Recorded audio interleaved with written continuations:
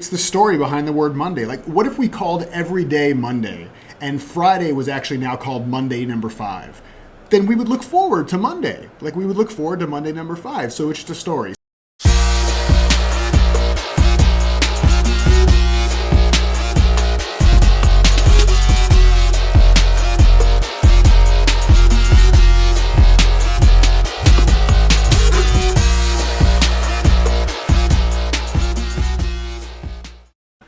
Hey guys, welcome back to the Not So Serious Life. This is episode 8. Steve Chandler along with Jason Goldberg, ready to have some fun with you guys, ready to simplify and humorize your life. And but first, I need to talk about something that kind of devastated me today, Steve. And I know I'm sorry to hear that you've been devastated. I have been devastated, and it's a word that I don't use loosely. I went to You use it often though. You don't use it loosely. I'm very tight when I use it. Yeah. And I went to a bagel place this morning, and it's hard for me to talk about. I went to a bagel place this morning, and I got a cinnamon bagel, right? Cinnamon bagel, double toasted. It has like the little caramelization of cinnamon on top and everything with some cream cheese. And I was eating it, and about halfway into it, it was obvious to me that at some point it had been cut with the same knife that was used to cut an onion bagel.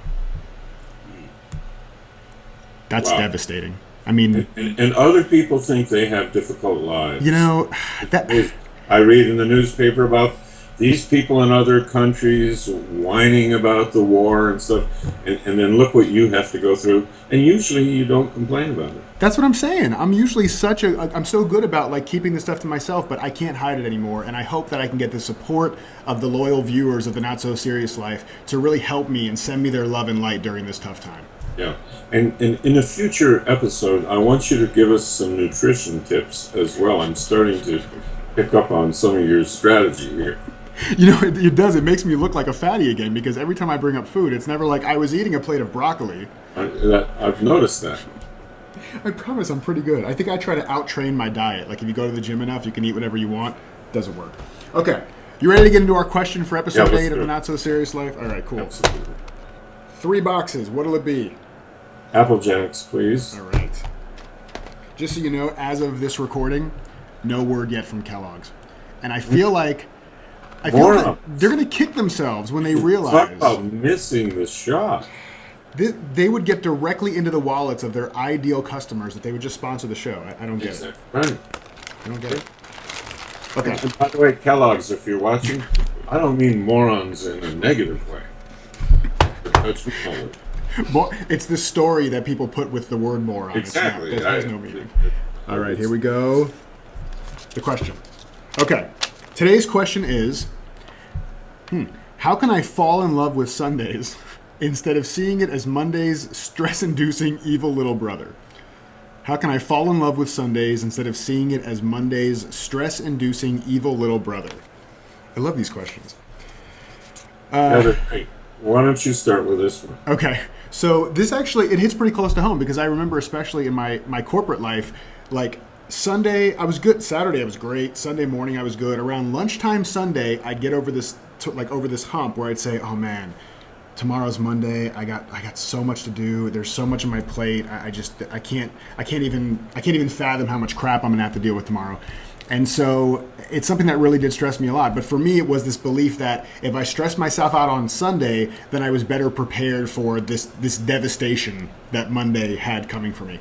And again, what really helped shift me was that it's the story, just like we were saying the story behind the word moron. It's the story behind the word Monday. Like, what if we called every day Monday and Friday was actually now called Monday number 5? Then we would look forward to Monday. Like, we would look forward to Monday number 5. So it's just a story. So for me, the thing that I noticed, and this is just for me in my experience, I have no idea if this applies to anybody else, but when I felt that way on Sundays, it was because I didn't care about the work I was doing on Monday. I just wasn't interested. I wasn't into it, and I wasn't putting any creative energy into helping myself want to do that stuff. And so for me, the answer was to either find a way to motivate myself to want to do it, right? Not that I had to do it, but that I wanted to do it. Or find something different to do. Go change my environment and go to something that I actually do care about. And now the only thing I have a problem with on Sundays is that I want Mondays to come sooner because I really enjoy what I'm doing. I really liked it. Yeah. How about you? First two things I thought of to not have Sundays be like that or Mondays be like that. One is to become unemployed, because if you become unemployed, my experience is that you don't care what day it is, you don't even know what day it is, and you're on the couch and you're eating day old pizza and drinking beer and watching ESPN, and you have to check the calendar to see what day it is.